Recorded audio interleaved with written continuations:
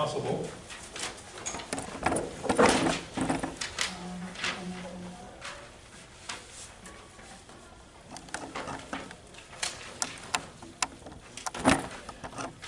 Well, we want to welcome those of you who've been here before back. We have some new ones that I think will be here shortly. Some other folks that are planning on being here. But what I've noticed in this class, and it's we're busy, I know that, but one of the reasons that marriages have a hard time working is that it's difficult for people to stay working at it. So, today's lesson has to do, number 4, with the design of the couple in God's mirror. And we're going to take a look at some things here in a little bit that I think you're going to thoroughly enjoy. So, and learn from. We want to start with number 1 here at the top. Jesus' admonition is in 2 Corinthians chapter 3, I want to read that for you, so that we can take a look at what the Scripture encourages us here. 2 Corinthians chapter 3, verse 18. Anybody have any questions, by the way? Anything you've learned you have questions about? I'm assuming when you get through this class that you are going to have the finest marriage ever. You're going to know all the ins and outs of how to have a good relationship. Right? Yes, sir? What's your definition of admonition? Admonition is his encouragement, his challenge. There's Mr. Peter. Sorry, wait. You need a book? Okay, that's okay. He only needs one of those papers because he's by himself, but that's all right. He can take one home to you. Well, there you go. Have her fill it out. Good idea. We're having everybody fill that out, so you can go ahead and do that if you'd like. So the word admonition here is Jesus' challenge or his encouragement. So 2 Corinthians 3:18 says, "But we all with unveiled face, beholding as in a mirror the glory of the Lord, are being transformed into the same image from glory to glory, just as by the Spirit of the Lord." So what that verse indicates is that it's God's design for us to become just like Jesus. Now the excuse we always use is, well, if I could be like Jesus, then I'd have it all made. I can't ever be like Jesus. He was perfect. But that's God's goal for us, to be just like him, to look just like him, to be clones of who he is. Remember in Acts chapter 4, I believe it is, maybe it's chapter 2, when after Jesus had already ascended and they looked at the disciples, what did they say about them? They were unlearned men, but they noticed that they had what? Been with him. That's right. They had been with Jesus. How did they notice that? How did they note that they had been with Jesus?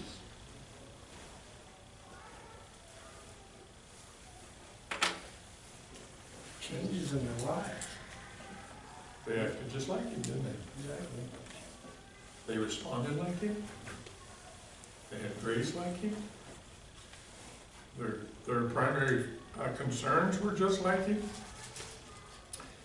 As he says here, as you behold yourself, as if you were beholding yourself in a mirror. That's how it ought to be when we think about looking like Jesus. Now I want to read a couple other verses here in James 23:24. "For if anyone is a hearer of the word and not a doer, he is like a man observing his natural face in a mirror." Think about this, looking at yourself in a mirror. I almost bet most of you would recognize a picture of you if I had one and held it up. And I asked, "Who is this?" You'd say, "Well, gosh, that's me." "For he observed himself, goes away, and immediately forgets what kind of man he was." Now let me ask you guys a question. If you were going to meet somebody at the airport that you had never met before, didn't know what you looked like, and you had to describe to them what you look like, what would you tell them?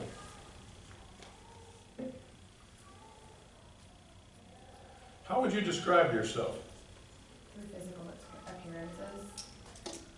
Okay, your appearances, what would that be, Jessica? Like I'm 5'2", brownish, light hair, Okay. wearing a black jacket. And I'll be looking for you, like holding up your name maybe or something like that, okay?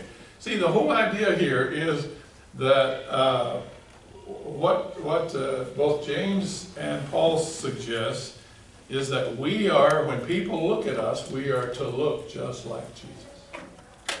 We are to be doing it all over again. Now that's a battle class. For myself, when I do something dumb and I say something dumb to my wife, I have to ask myself, was that something Jesus would do? I got to tell you, we're going to talk about empathetic listening in just a little bit, but my wife was really haranguing about something, I don't remember what, and I said to her, you need to let the Holy Spirit sweeten up your spirit a little bit. Well, she just loved that. Right? No! She was about ready to bump me over the head because I was suggesting to her that she weren't as spiritual as she needed to be. And her comeback was, oh, so you're the holy one, huh? You're the pastor, you're the holy one. You're the one that stands up front and everybody sees just how holy you really are. I thought, well, I deserve that. So, the whole idea here is that we are to be able to look at ourselves in the mirror. This has nothing to do with our spouse, but individually we are to be able to look at ourselves in the mirror. This is God's design for you, and we are to be just like Jesus. But number one, we are to become one flesh. Let's look at, and we're going to spend some time here, Matthew 19. Matthew is writing to Jews. So the Jews understood exactly what it was like in the Old Testament, what marriage was supposed to be like, and all of those kind of things. Next week we're going to really look at, from this verse, what Jesus says about the word porneia, which is fornication or adultery. In this case, it would be adultery. Jesus says that if a man divorces his wife except for adultery. Laura, can you get them some chairs and let them sit with you guys there? Yes.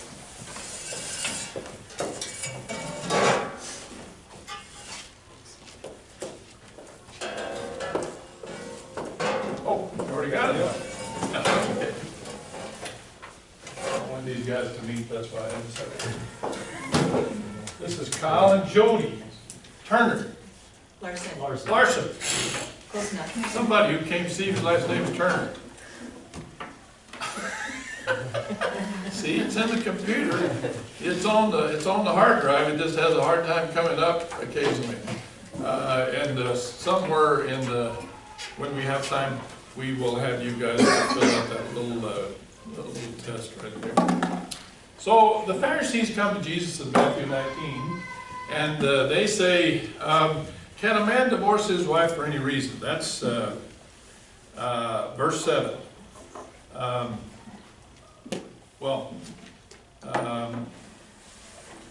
Verse 3.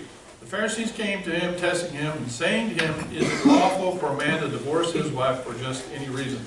Now, in the Old Testament, Jewish men were marrying their wives, and then they'd run off and leave them and have wives in other ports.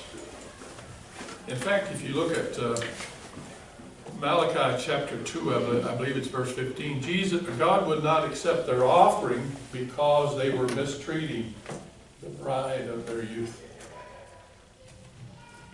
And that's where he says that God hates divorce. But here they tested Jesus. And so the Lord said, have you not read that he who made him in the beginning made them male and female, and said for this reason, a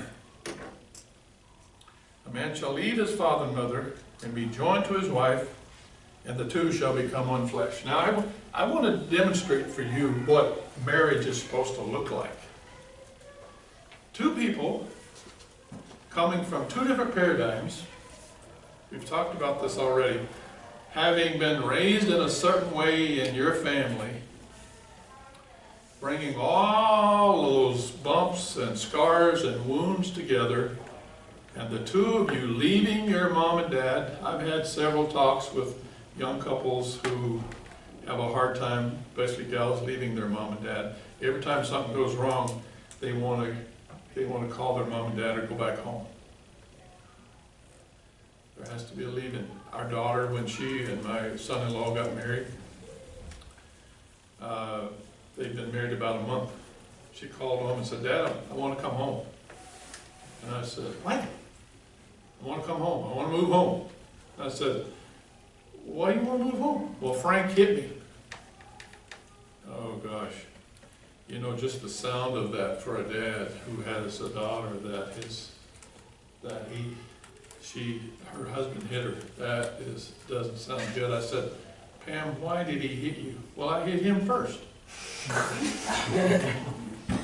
I said, listen to me. You have a home. You stay right there and work it out. You're not coming home. Guess what?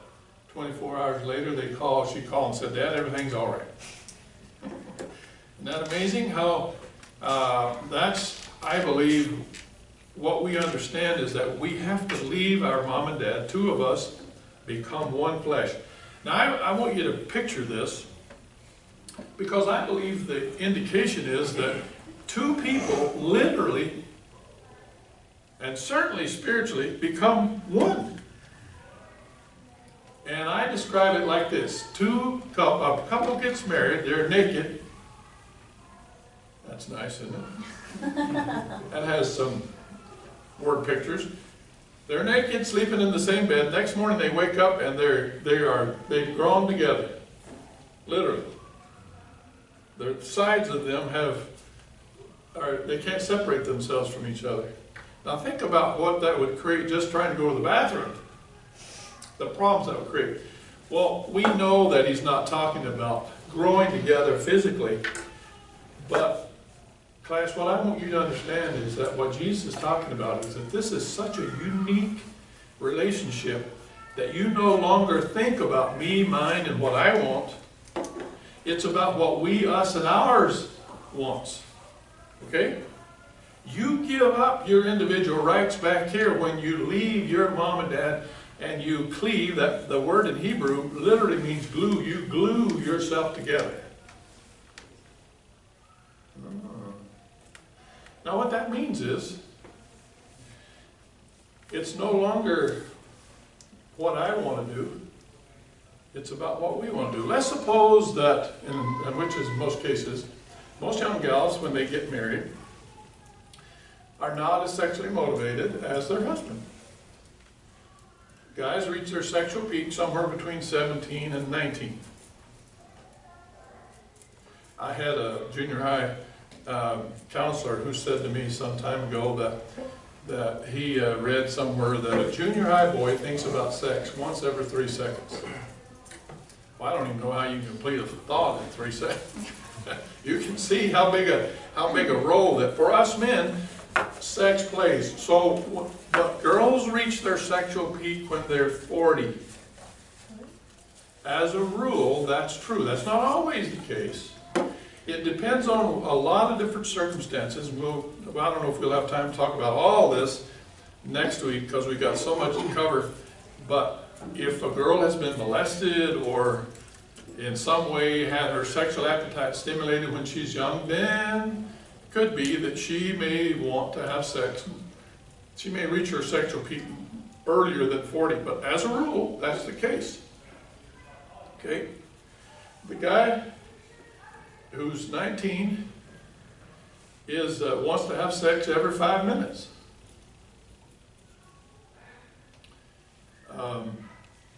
The last class I had here, one of the gals, hey, come on in. The last class that I had, we had a couple who shared with our class. You gotta get this. They had sex 12 times in one day.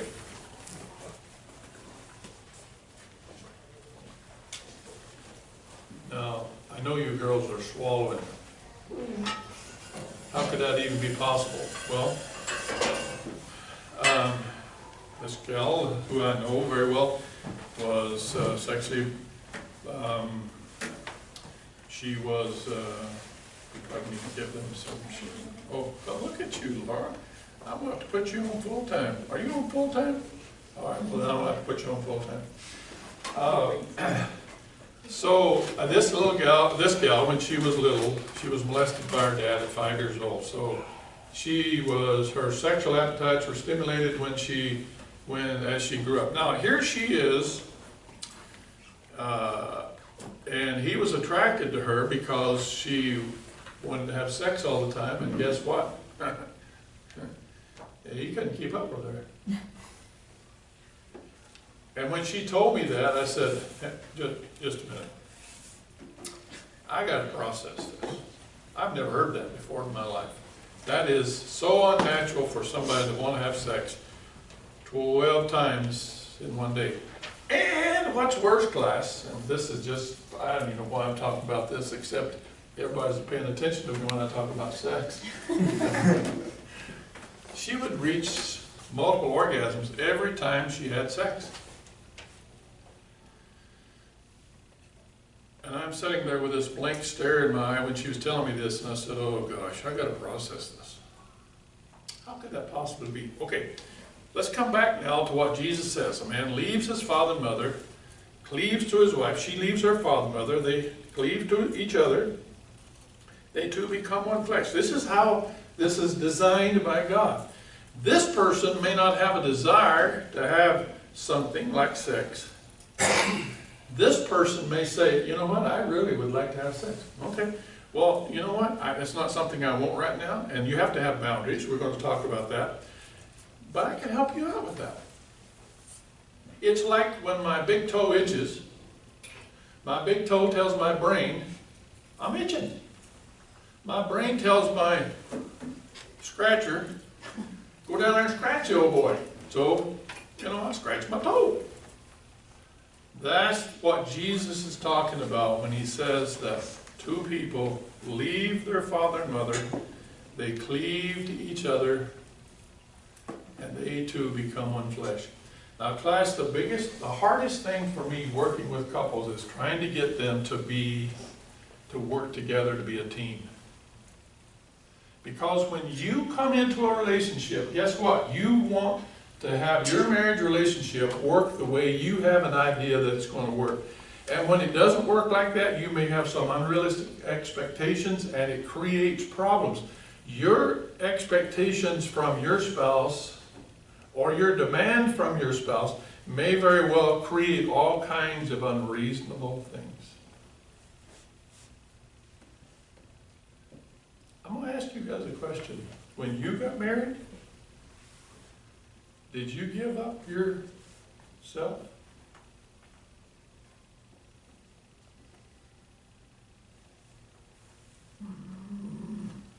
I can see the smoke coming out of your ears. I'm not sure if I'm supposed to or not. Well, that's what Jesus says. Man leaves his father and mother, cleaves to his wife, and they two become one flesh. They start building a team. They start working on a team. And the goal for every couple who comes see me is for me to help them build themselves as a team. We're going to talk about that in just a little bit, because so many of us are not, we are so different in the things that we desire. So number two, and then I'm going to stop and ask questions here when we finish the first part. We are to become a servant. Acts 20 verse 35. Jesus, Paul quotes if you have a red letter edition in your Bible, he says, remember the words of the Lord Jesus, he himself said, it is more blessed, more happy, it makes you happier to give than to receive. When a couple leaves their individuality, they come together, you start to learn the art of giving. Okay, does that make sense? So what was number 2? Number 2 is servant. We are to become a Okay. servant. Under A, it's the only way that we can be happy. Listen to me, class. You keep demanding your way in your relationship and you will never be happy. You know how to become happy is when you go out of your way to help your spouse. Let me help you with that. Can I take care of that for you?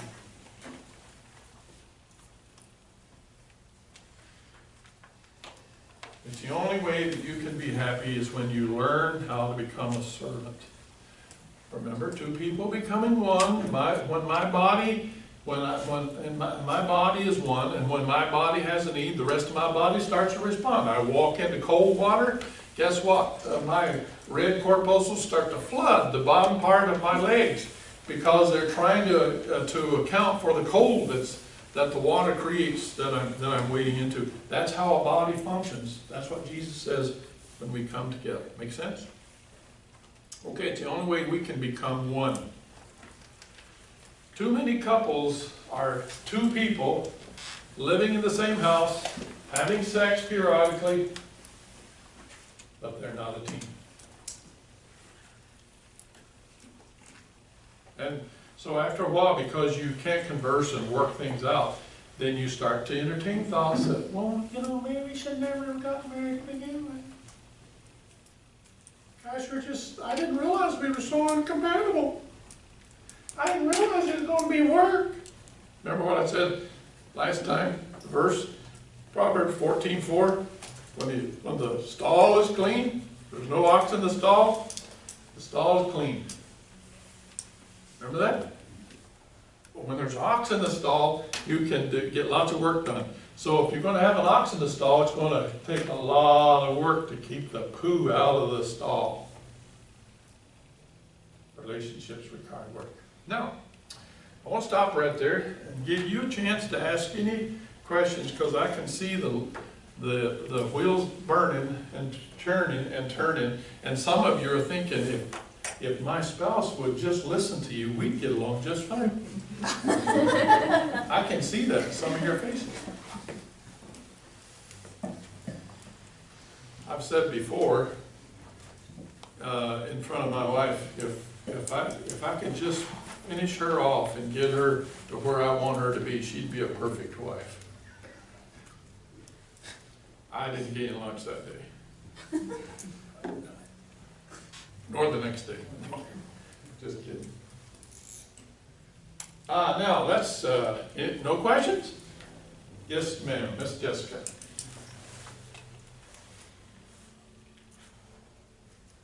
Okay, so if it's work Yes. and you're giving everything up, Uh-huh. or you're becoming one, Yes. why get married? Well, that's a good question. Let me see if one of our class people can answer that. Why get married? Sex? Relationship? Family? Feeling needed? Feeling wanted? Having somebody who cares? Having somebody who gives me goosebumps when I walk by them? Especially if they don't have any clothes on? See, God has made us so that we have an extreme need to have somebody in our life who cares. Okay? Now, when that doesn't happen, what you're talking about, Jessica, when you have one person who decides that they're just going to stay by themselves, watch TV, come home, watch TV, is dinner ready in there? I'll come and eat when don't bother me until I get this program watched, and they never pay attention, they never work at nurturing their spouse, then you start entertaining thoughts. Well, if this is supposed to be a team, this don't look like a team to me, right? Any other questions? I have a comment. Yes. It's not just about having a partner that gets you, it's about giving as well. Well, absolutely. Remember what the verse I just read, it makes you happy to give. It's nice. to It's have- the only way that you can have happiness. Because when you share yourself, and it's not required of you, that's when joy, the joy of God, and the same way, like Saturday, I was Santa Claus out here. It almost violated my conscience to be Santa Claus, I gotta say. Because, you know, I've always said you never teach kids anything, you have to unteach them, and you know, Santa Claus is one of those things. In fact, it was funny, I was telling somebody a little while ago, this little gal in the wheelchair that I knew that came to church, she came up, she was fascinated by me. She rolled her wheelchair right up there and just kept staring at me after everybody was gone, and I said, hey, do you go to church over there? And she said, yeah. I said, so do I. So she went and told her mom, Santa Claus, come to our church. But to see the joy on those little kids' face, that was a joy for me. I go sit in a tent with my wife and watch her hunt until she kills something. Now, I enjoy hunting too, but I never shoot anything until she's gotten hers. Day after day, we sit there, playing on my phone. Come on, turkey, come on dear. Get on down here. My wife, her love language is acts of service. She loves keeping a clean yard, house, and I know that keeping the leaves raked up and that kind of stuff in the yard mowed is important to my wife. Raising a garden is important to my wife. Guess what? I hate all of that. I can't stand working in the garden. When I was a kid, my dad made me work in the garden. We used to take a gallon of onion sets, my brother and I did, because we wanted to go play basketball. We would bury them at the end of the row so that we could get through faster. And then when they'd all come up, they'd all be like this. My dad would say, what'd you boys do with all those onion sets? I hated working in the garden. But I did it. And I still do it. You know what? It's important to my wife. And in the giving, when we get through and I'm driving home and my wife is saying, oh, isn't that garden pretty? You bet it is. That's the joy of being together. Any other questions? Since we were able to offer comments, I was just going to say, I think that other thing that I've heard is that marriage is one of the most, if not the most effective and necessary people growing tool. Like you can't really become all that you're supposed to be without that close relationship. And the way that you to grow together is also a way that you both grow individually as well. Yeah. Well, I think I shared at the very beginning of our class, Emerson Eckridge says that from the verse in Luke 16, when the Sadducees asked Jesus about this woman who married all 7 brothers, whose wife is she going to be when they get to heaven? And Jesus says, neither, because in heaven there's no marriage. Eckridge says that if that's true, we're not going to be married in heaven, then the reason that God has us married in this life is to refine us for glory. It is demanding. It's the only way that you can learn how to forgive and learn how to work through. If you don't do that, then you're going to run amok and get off track, and if you don't work through them. Now, I know the question that's coming to your mind, well, what if we talk about it and it never gets worked out? Then you got to come and see me. That's how that works. That's why I have so much business. I have lots of job security. Because the process of working it out, refining each other, is a difficult thing. Guys come in from the field. I talked to somebody the other day.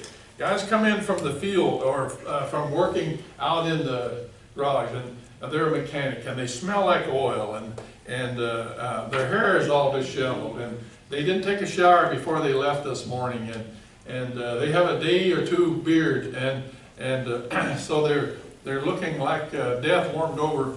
And she has just watched 3 episodes of Love of Life, and she sees all these well-dressed people walking around, touching hands and loving on each other. And when he comes home and he smells like all this stuff, she thinks, oh gosh, this is not the way marriage is supposed to be. That's the reality. I'm telling you that I have lots of couples who I've had to go through with that. And I told you about the fellow who had a chew in his mouth. And his wife said, first thing, what's your guy's issue? She said, he will not take his chew out before he goes to bed. I said, really? And he's got his head hung and his face is all red. No, he won't take his chew out. She said, have you ever tried to kiss somebody with a chew in their mouth? I can imagine that stuff squirting out. I don't know about you, but that wouldn't appeal to me. I'm glad my wife don't chew. I'm saying all of that to help you understand that you have to learn to be thoughtful and kind, because a part of you, half of you, when older folks lose their spouse, if they've been together for 50, 60 years and their spouse dies, guess what happens to them in many cases? They die. That's right, they died. Because half of them, they've learned how to serve each other and to be a team. Half of them is gone and they don't want to live anymore. I might have shared with you the story of the gal I went to visit. Her husband had died 2 weeks before. I went in the house, she had breakfast sitting there for him. And I said, are you expecting somebody? No, it's for my husband. Where's he at? He's in the bed. He likes to sleep late. Really? I knew he was dead. Mentally, she absolutely refused to accept the fact that he was gone. Life was not the same. That's the way it is supposed to be. So her grandkids had to come and get her and put her in a care center. Now, let's talk about some practical stuff. This is what you were looking for anyway, right? Practical stuff. You got to write this down. We're calling this empathetic listening. And this is one of the problems that keeps us from being a team. And I want you to share personally with me if this has happened to you. You guys don't mind being very embarrassed if your wife tells that this happens to you quite often? Okay, let's suppose that as one couple who she had had this thing against him for 10 years. She hadn't forgiven him for 10 years. She'd had a miscarriage. He came to the hospital to see her. She was emotionally crushed, as most moms would be. When he came in, the first thing he said to her when he saw her all distraught, don't worry about it, we'll just have another one. No. 10 years. She could never bring herself to forgive him for that. She'd never been able to listen and to tell him what was going on because she internalized that feeling so much. Here's the thing with empathetic listening. When you share something from your heart, too many of us, and this is a fella, too many of us want to respond to the whatever the crisis is with our head, not our heart. So here's what we give them. Okay, there's facts. You guys come home from work and your wife is all upset because one of the kids got an F at school or they got into trouble at school and she's all upset. The first thing you say is, oh, don't worry about it. Miss Jessica will make sure they don't flunk. Yeah, I'm sure. So he responds to her heart with his head. He gives her facts, the reasons. This is logic. This is the way most of us guys think, is with our brain, right?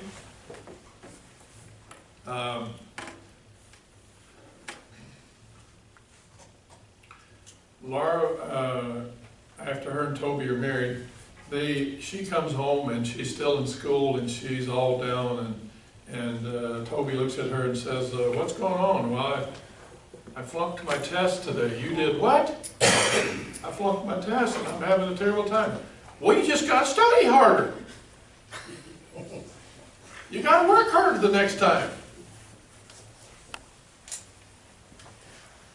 Have you ever heard that? When we respond to the heart with our head, we're not being refined. What we're doing is that we men are trying to control the environment. What we have to do is to let our heart connect with their heart.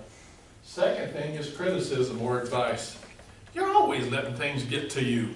Why are you doing that? Why are you getting so upset about stuff? Gosh, here you are crying. There ain't nothing to cry about. What's the matter with you anyhow? The thing you need to do is just be tough. Big boys don't cry, right? The third thing is that we make complaints. I'm getting sick and tired of every time I walk in the house, all I ever hear is all this stuff about the kids. And, you know, I've had a hard day myself.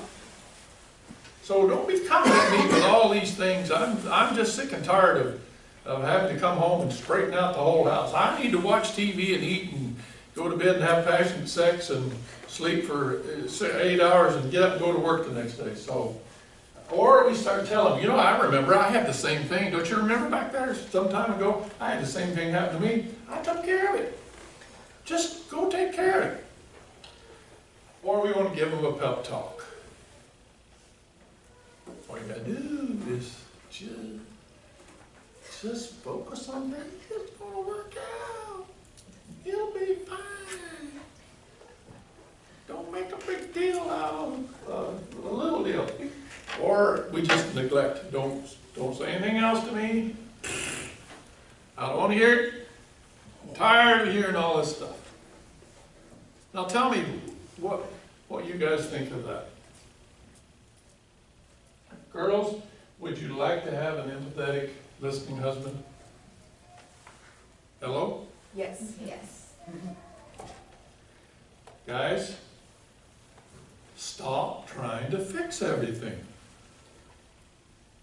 Remember, when she is hurting, you got to touch her heart. You don't have to tell her how to do it. You don't have to make a big plan. You don't have to have it all organized. What are you girls looking for when he comes home and you're crying over something? What are you looking for? Answers? What? And to just like be a part of it and I guess be in that moment and sad with you or like sharing that. Yeah. I got to tell you guys a story. And you know, I got to be honest with you, I was not raised in a home where my dad was an empathetic listener. My dad and mom had a very dysfunctional relationship. But you probably heard me tell the story about us getting up one morning and I heard the door close across the hall from our bedroom. The door closed and I thought Eileen was in there for some reason or other. And I didn't pay any attention to it. And then I went downstairs and she came downstairs and she said, the door to the other bedroom is locked. Could you open it up for me? And I said, sure. So it's one of those doors that you have to punch a little thing in. It's got a little hole, you know, and you can punch it and it'll open up. So I opened it up and look in there. There's somebody in the bed. Well, gosh, right away I thought, well, Aaron and Kelly have been into it, and he's done left and moved into our house because he knew where the key was. But as I got to looking, I didn't recognize who it was. And I had just watched 7 episodes of 24. Have you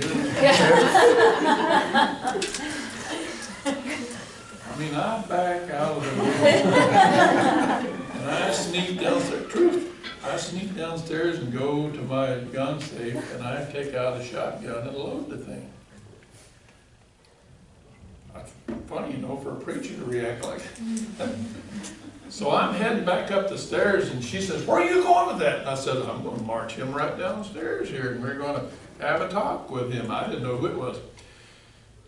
And so she says, you can't go up there. She had already called the police when I told her that there was somebody there. So this gal and a policeman came through the door.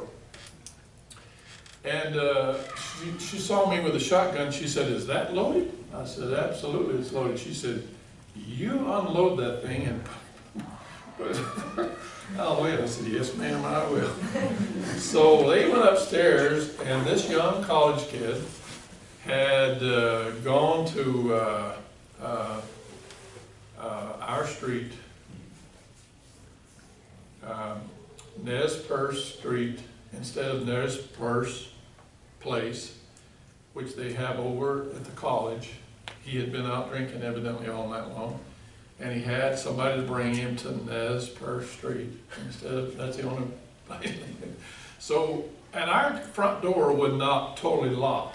You'd close it, and our house is so airtight that sometimes it wouldn't close. So he came up and touched the door, and it came open, and he had evidently fallen down outside and gotten leaves all over him, and there were leaves on our floor, so he had fallen down on the floor.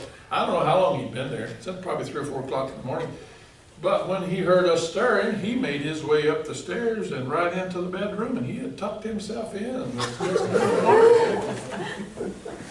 So here they come with them marching down steps, and I said, the gal said to me, "Do you want to press charges?" And I could see that they had him in his boxer shorts. He hidden his pants underneath the bed, and they couldn't find him for a while.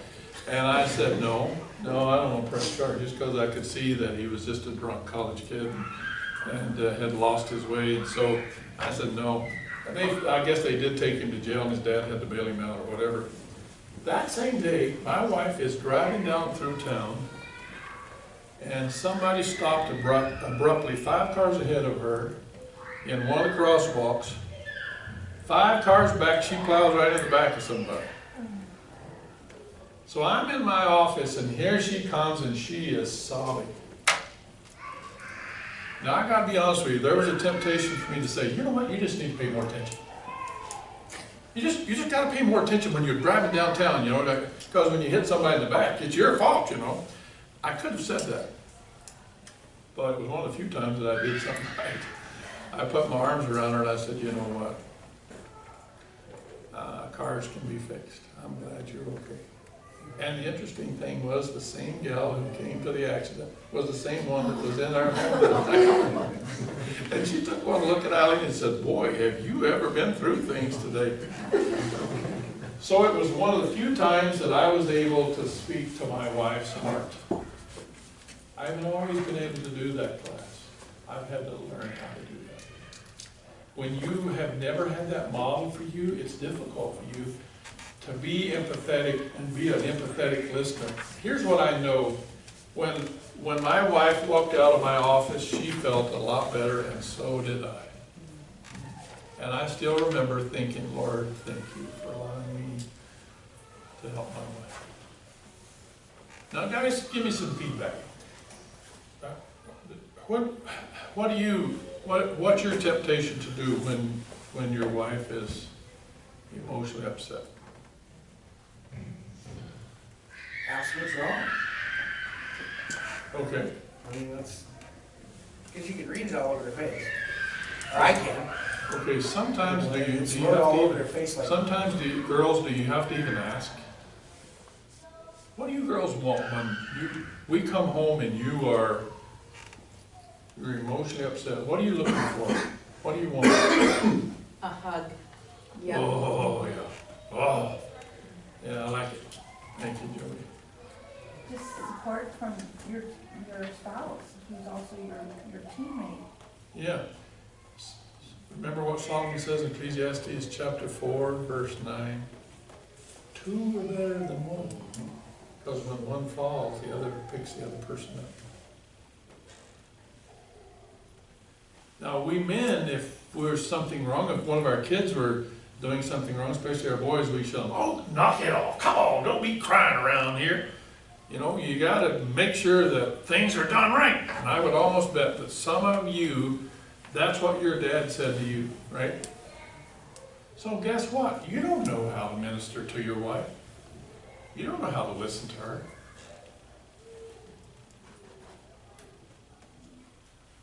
Now, Luke, can I ask you a question? Sure. Is that difficult for you? Maybe. We'll see. We'll see. Oh, are you asking about the question? Yeah, I'm asking if this is an issue with him being able to be as empathetic. Well, good for you. Good for you. It is? Okay. Now, Jessica, we're gonna heal you before you heal, Lord. We're gonna help you with that. Okay. Was your mom empathetic? Yeah, I think she was pretty good. My dad's a lawyer and my mom's a teacher, and so analytics are, in my family, were placed at a very high value, and so I really like to problem solve. Okay. So, up to this point, Jessica, is that working for you? No. Okay. The variable is figuring out, I mean, because we're both analytical in our work and our life. So figuring out how to communicate with the heart language is important. Now, let me make a suggestion. My guess is that part of your life you have been trying to please your mom and dad with being able to make good decisions. And making good decisions and good choices is something that you were rewarded from them for. So in everything then, it's easy for you to transfer that even to your relationship where there has to be a heart connection. Right. Okay. Are you fixed? No. Okay. It's a process. Okay, there you go. It is a process. Jessica, what I want you to do, and you have to give us a report next week. You can assign your kids a report, I give you one. I don't give homework. You don't? No. What the world? If it's not done in class, you have to take it home and finish it, but it should all be done in class. Boy, things have changed since I was in school, I'll tell you that. Of course, I never did homework at home anyway, so. What I'd like for you to do, for the two of you to do, is to ask each other, how are you feeling? This is what you've got to remember, class. Our whole relationship is about feeling. How do you feel? It's not about the facts. The facts are secondary. Aaron said a couple of weeks ago when he and I were preaching something that really kind of got me thinking. Truth is not as important as being able to listen and understand. Now, in order to do this, you're going to have to give up all of those times you've been hurt, Luke. You're going to have to give up all the times that you wanted Jessica to listen to you, and it was all about, for her, it's all about just buck up and do it right. And then it'll work out.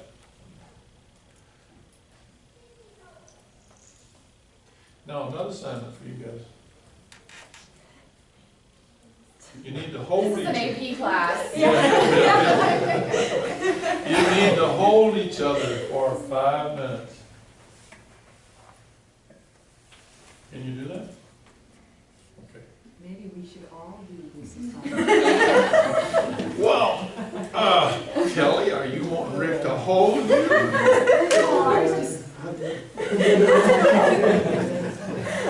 I think that would be wonderful if all of you did that.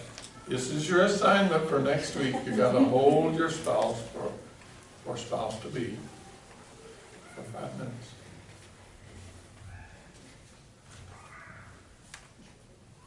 Remember, class, facts are important, but facts are not near as important as me making an emotional connection with you. And almost every time that I have a couple come see me, that's where the rub comes in.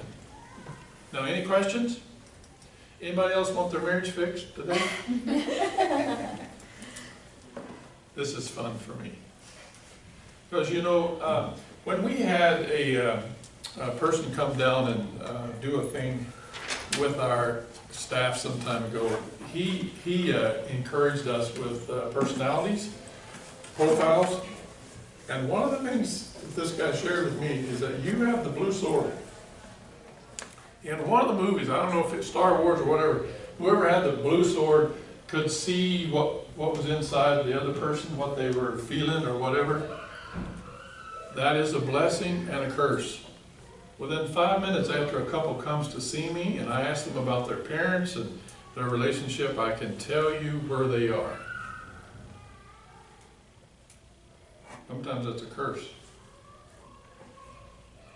But it helps me to understand where they're coming from, because, you know, it's real simple for me, and I want to be this part. I want to just tell them, okay, now look, here's where you guys are. Why can't you go home and fix this? Gosh, it just seems so simple to me. Are you going to do this now? You're going to have to be all ready to have it all fixed by next week? And Jessica, it is a process. So, okay. Anybody else have a question? Come on now, we can fix you. Between the rest of the class and myself, we can get you fixed before you leave today. Oh, I got a question. Okay, George. Okay, so say you have a decision to make, a Yes. life decision to make.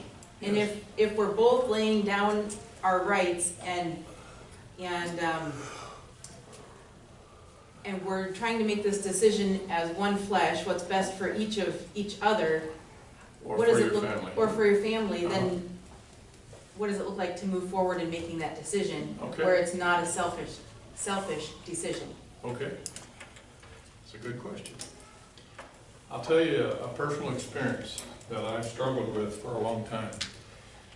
We own a house over in eastern Montana, where for 30 years we've been going over there. I've taken my grandkids and my sons hunting there. We've taken guys over, crews of guys to put a roof on a barn and a house, that kind of stuff. We took an old farmhouse and a barn and garage and made it very livable, and I've been doing this, I've had this in my life for, well, this particular place for the last 4 years, but the house in town for the last 18 or 20 years. Been going over there for 30 years. My wife does not like going there. She has never liked the area. She does not want to have anything to do with the house. So a year ago, it was so intense with us that we had to come to some kind of decision, and I knew in my heart that she would never, ever. And I don't want to make her the villain. My prayer has been, God, don't allow me to be angry at my wife over this. So back in January of this last year, after much intense fellowship, I said, Lord, if somebody decides they want to buy the place, I'll sell.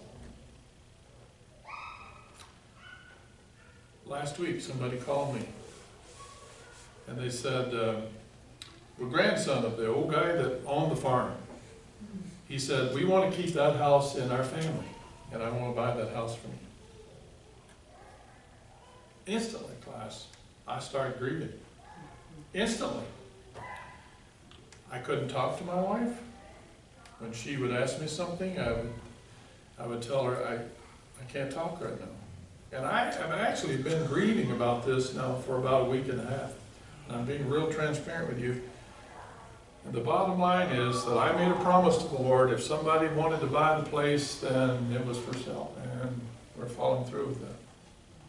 Sometimes we have to come to some kind of agreement. Okay, if we can't agree right now, let's pray about it. And let's give God a chance to direct us. That's unusual for some couples to go through, but I have decided that nothing is more important than my wife. And so, I gotta be honest with you, I don't know what I'm gonna do. For years, I have looked forward to going over there, taking my grandkids over there.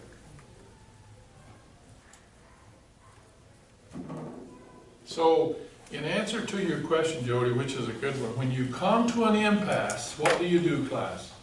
Anybody want to share? When you have an impasse, and some of you have been at an impasse, what do you do? How do you handle that? You gotta give it to God.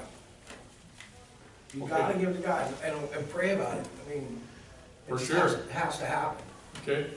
Yeah. because otherwise it's selfish. Yeah. Well, and you know, here's another thing, Jody, that I want to share with you. I know that Kyle is a farmer, and he has to make decisions about the farm. If he decides to sell something or whatever, you know, more than likely, you've come to the place where you allow him the opportunity to make that decision. He probably discusses that with you. But I think part of the whole thing is being able to trust each other, and that this is what I share with my wife. Now, you're gonna have to let me make the decisions of how to handle this. She said, okay. When she heard I was selling it, that was good enough for her.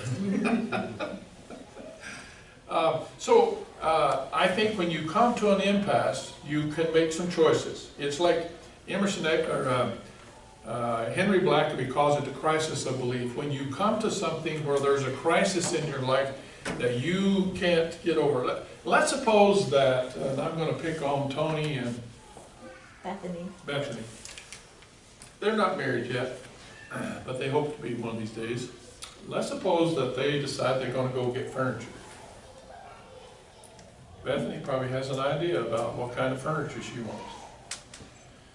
Tony probably has an idea about what kind of furniture he wants. My wife and I had a terrible fight over our first living room set. We did. So when you come to an impasse, how do you handle that? At some point, you have to be willing maybe to voice your opinion, and you have to be willing to say, okay, let's pray about it, and, you know, God will give us some insight about how to work it out, rather than allowing it to cause you to completely disengage. Make sense? Any other comments? Rick, you had your hand up.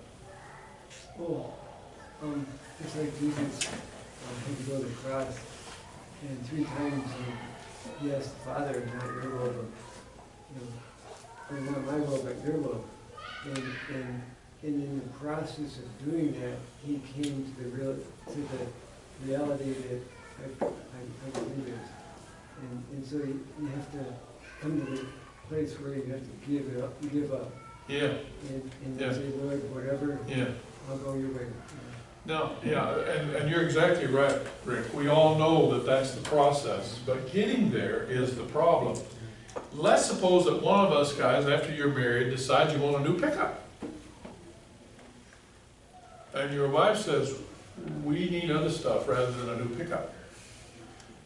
But you don't understand how much I need a pickup. With a rifle hanging in the back, with signs on the thing, disrupt Trump, or whatever it is that we have on the bumper, or whatever, I don't know.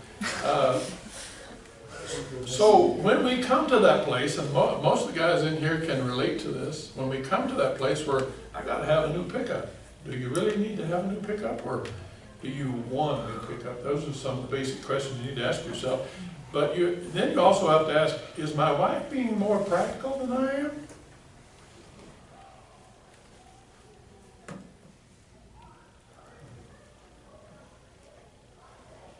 So it's a process, and I can't give you an answer that will fix all of those, but yes, Rick? Well, I just had a story.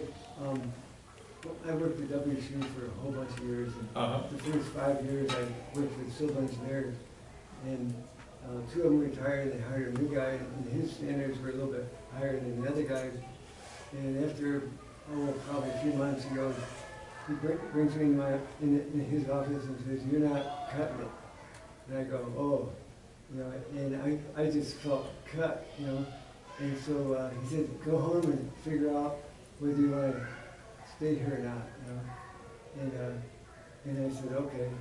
And so I went home and I told Kelly and all that, and I said, "Kelly, no, this is like, do I take this job and work harder? And how do I work harder, or do I give it up?" And I said, "God, what should I do?" And within a short time, he said, "Just give it up." And so I gave up the job, and I thought, okay, I'm out of here. And I thought, no other job. And within, a week, he created another job for me there that was even better. And I had that for the rest of it for probably 25 years. Yeah. I mean, I had to give it up though. See, now that's a process of coming to that, and I know class, as I stand here in front of some of you, this is a foreign concept. Because you've been making decisions for yourself for far too long. Yes, ma'am. I personally believe, and as I'm sure I'm not the only one, that we're designed for growth. And Absolutely. when there's when there's conflict, a lot of times that's because you don't have growth, you're not going ahead. So like with the pickup story you just told, maybe, although the old pickup, it was just fine, maybe that was an opportunity they could look at it and say, well, someone else in the family can use it, can it be used for other things? You know, we don't need the money, well, let's get a new truck, maybe with somebody in church, someone in the community we know that can benefit, you know, by having, you know, pay it forward kind of thing, you know. Share the old pickup with somebody, you mean? Yeah, give We've done that a couple of times. something like that, so you have to look at your story, your picture, where you're at. Yeah. Funny story we gave when we got the pickup that I have now. My wife totally agreed, by the way, to buy the pickup. We had been saving for a long time for it. But we gave my grandson our old Buick. And I told him that the gas end didn't work, but it was a nice car. Drive it anywhere in the United States you want to. And so he took it to California. He called his dad, he was on the freeway, and it stopped. Called his dad and said, well, the old Buick bit the big one. Really? Yeah. So his dad said, Adam, does it have gas and oil in it? And he said, well, I'm sure it has oil, but I'll check the gas. So he went and put gas in it, started right off. So the next time I called him Eileen and I call all our grandkids and sing happy birthday to them. So I said, Adam, I need to apologize to you. He said, what for, Bobby?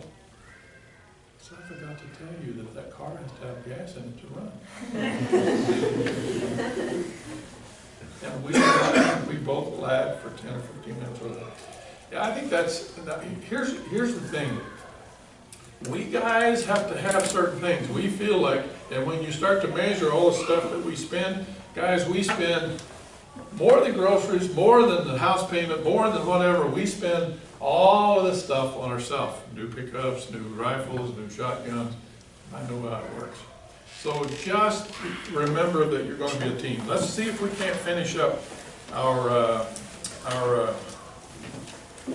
leaflet here. We are to look like Jesus. Are you up with me? We are to become clones of Jesus. Romans 8:29. It has been predetermined from the very beginning that we would look like Jesus. We are to follow in his steps. 1 Peter 2:21, 3-4. We are to act like Jesus. 1 Peter 3:7. Now wives are to, I have to spell this for you, hupotasso. Wives are to hupotasso, H-U-P-O-T-A-S-S-O.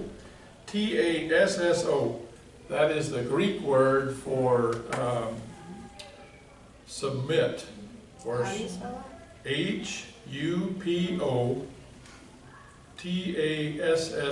Hupotasso. That's the Greek word for what it means is to come up underneath. Wives are to come up underneath their husbands, just like Jesus. Remember I asked you before in 1 Peter chapter 3, verse 1, wives, in the same way that Jesus never thought about himself. By their character and respectful behavior. You do not have to preach.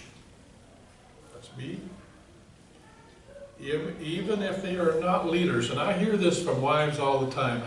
Teach my husband how to be a spiritual leader. Oh, really? Will you let him lead?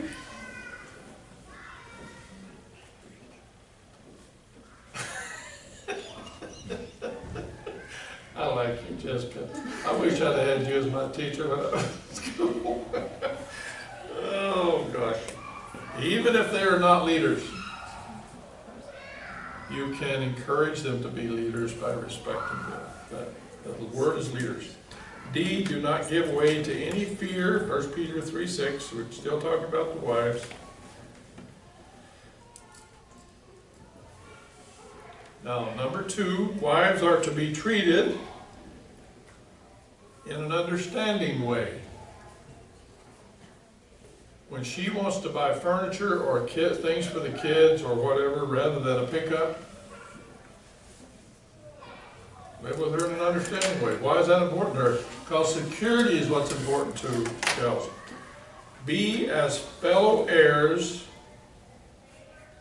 She is a Christian sister. H-E-I-R-S or A-I-R-S? H-E-I-R-S. Not H-A-I-R-S. Oh, I was thinking like. H-A-R-E, that's a little fellow that hops around. Oh. The rabito. Cornejo, that's Spanish for a rabbit. Can you repeat? Oh, I'm using too many words, aren't I? I bet. Again, B is as fellow heirs. H-E-I-R-S. Heirs is like an inheritance. Fellow heirs. She is a Christian just like you. And the next word is sister. She's a Christian sister. And then C, and guys are to treat their wives with honor. Now, class, I want to ask you a simple question. With what time we have left, I want you to think about this. If you were to do this, how would your life be different? How would your life be different if you did what we've just talked about? What would that look like for you? Healthy? Healthy? Joyful. Okay. So, remind me of first name. Sarah. Sarah. So Sarah, for you, can I ask you personally? Sure. I always do, even if you say no. What would it look like for you? What will you do different if you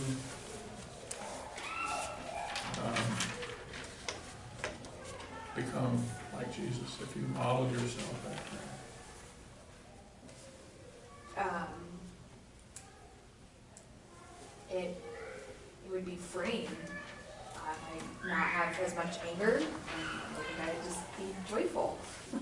You know, Sarah, that was a mouthful you just said. I would not be angry. We become frustrated when we feel like people are not responding to our authority. And when we just let go of our authority and just love who we are, God. I mean, it's like, man, this feels good. I like it, Sarah. So I want you to think about, what is it going to look like different for you? What are you going to say different? How are you going to act different? When you, instead of getting angry and flying off the handle,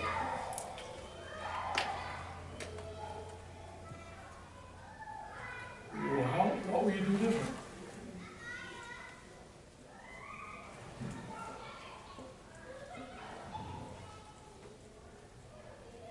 Hello? You guys did understand the question, right? Instead of getting angry, what would we do different? Yes. I think you'd submit to God and that He's in control. And Bethany, I believe, just like Sarah said, there is a freeing part of just being able to take a big deep breath. This is what Jesus did, as Peter describes in 1 Peter 2, that instead of yelling back, he didn't yell back. Instead of getting in a fight, he didn't get in a fight, but he kept entrusting himself to him who judges righteously. He took a big deep breath, and he allowed the peace of God to permeate his heart. Now, three things here. This is why we can't do that. We've had wrong modeling.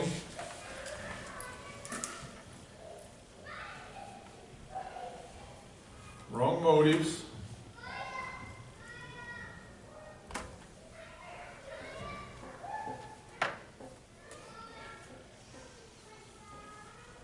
I won't ask you the question I was going to ask you, Jessica.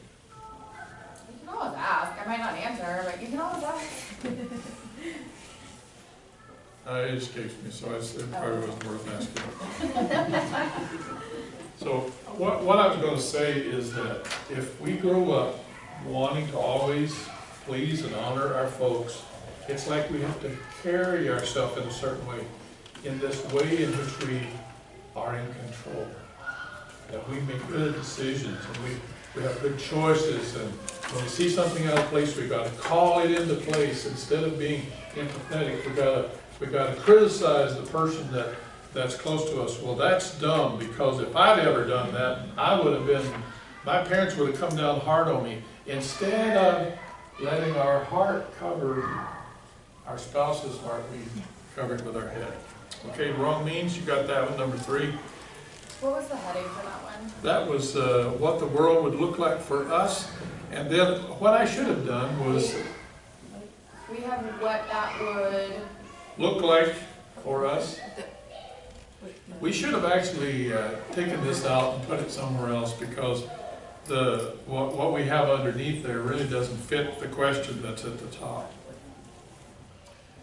What I want you to understand is that this is why we don't do this.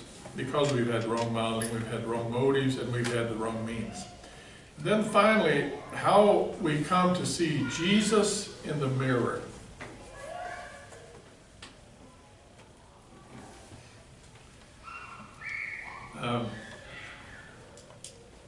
Bob Newhart has a thing, it's a counseling thing, I don't know if any of you have seen that or not, where he has this girl come in and she says, oh, I don't know how much you charge, and he said,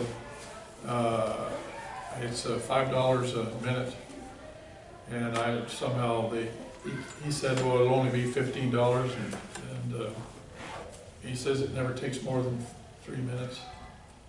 She says, so should I write it down? No, you can remember this. So he says, okay, go. What's your problem? Well, I have these dreams that I'm being buried in a box. And he says, okay, all right, here's your answer. Stop it! That's what I'm about to tell you. And she said, that's all you're going to say is stop it? Well, being buried in a box is somebody, that's crazy. Why would you even think like that? Stop it! So the whole thing is a kind of a funny thing on the fact that really, when we think about a class, you have to make a decision as to whether or not you're going to stop doing the things that disengage your relationship. So number 1, stop thinking about ourselves. Jessica, I know a question I'll ask you. When you are emphatic, when you come in the house and you have this in control look on your face and you see things that are wrong,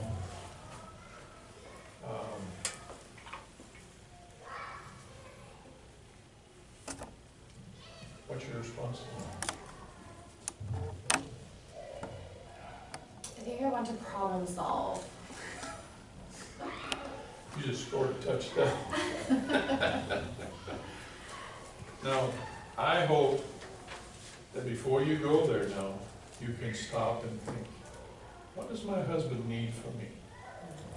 What your husband needs from you is not to problem solve. He is probably smart. I would guess you have what is it, Luke, a master's degree? He has a master's degree. He's quite capable of thinking for himself, so he doesn't need somebody to tell him all the areas in his life that's wrong. What does he need? Jessica? Empathetic listener. Oh, gosh. You got it. You go to the top of the class, girl. My sticker. I'm going to give you an A for today, all right? Okay, number 2, start thinking about how we can imitate Jesus.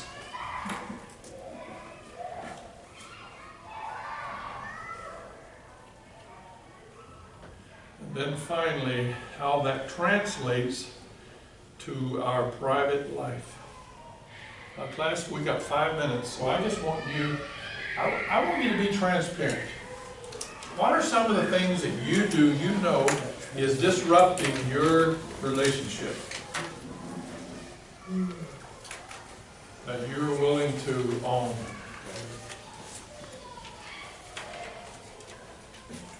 Come come on now, I know all of you are not perfect. I've had some of you in my office, I know you're not perfect. Nor am I.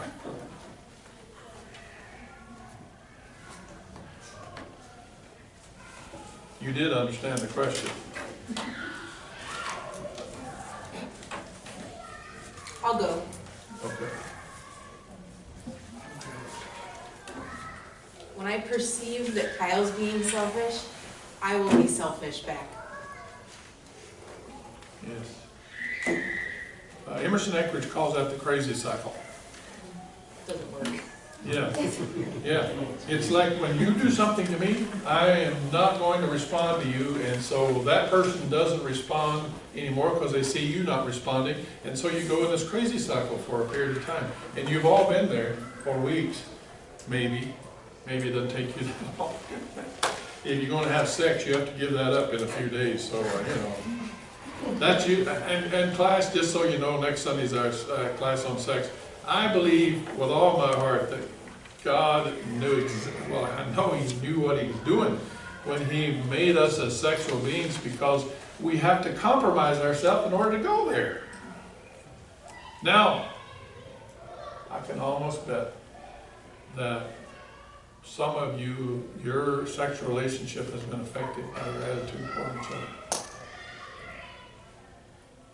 When you're in a crazy cycle, the last thing you want to do is submit yourself, become nose to nose, mouth to mouth with the person that you're frustrated at. So, okay, anybody else? Jody's become transparent, so what about somebody else? What about my brother, Zach and James? Nobody else going to own anything to me?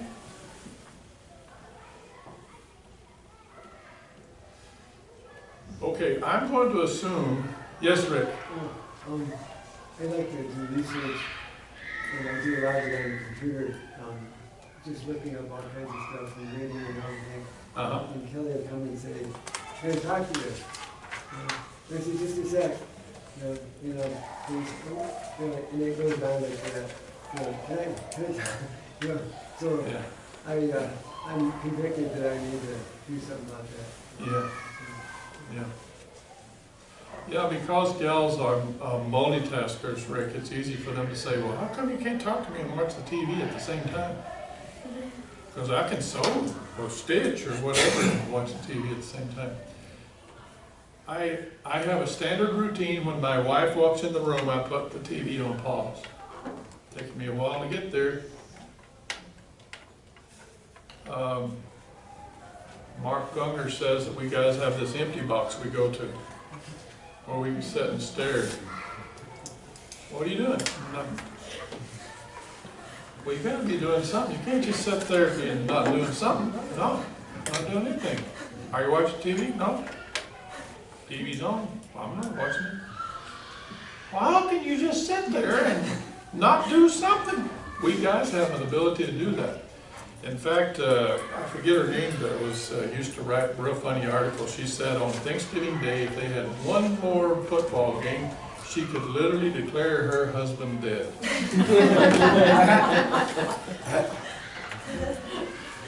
Okay, thank you guys. You are a good class. And I can tell that some of you are learning how to make your marriage good. Let me pray before we go. Lord, we have talked about a lot of things today. We've been honest and transparent with each other. It's my prayer now that we would become just like Jesus. It's our desire to have His attitude, to walk on the cutting edge of grace and forgiveness, to stop being selfish and stop seeking our own, but what's best for our family and our spouse. Lord, help us to understand that it's in that we find peace and joy. In Jesus' name, amen. Amen. Thank you again. You are a blessing to me. If you didn't get a sheet to fill out here, make sure you get one and take it home with you. And what I would encourage is for you to even trade them with your spouse after you fill them all out. That would be good. Thank you, Tyler. Until somebody Good to have you, buddy.